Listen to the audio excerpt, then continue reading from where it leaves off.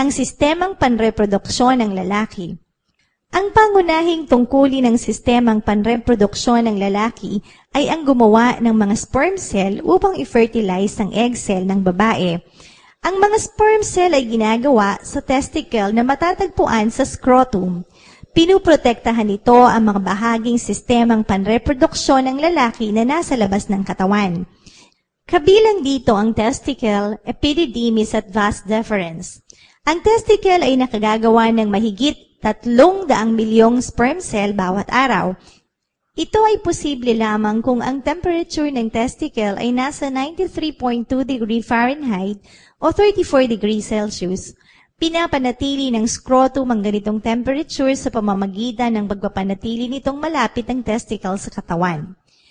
Ang loob ng testicle ay binubuo ng maraming lobules, 2 hanggang 3 seminiferous tubules.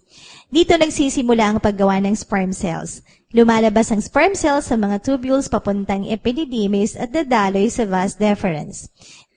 Dinadala ng vas deferens ang sperm cell pataas sa pamamagitan ng ejaculatory duct papunta sa seminal vesicles. Ang seminal vesicle na malapit sa ilalim ng ejaculatory duct ay naglalabas ng malapot na dilaw na likido upang magsilbing sustansya ng sperm cell. 60% ng seminal fluid ay binubuo ng likidong ito. Mula sa seminal vesicles, lumalabas ang semen sa urethra sa panahon ng pagtatalik. Ang urethra ang daluyan din ng ihi.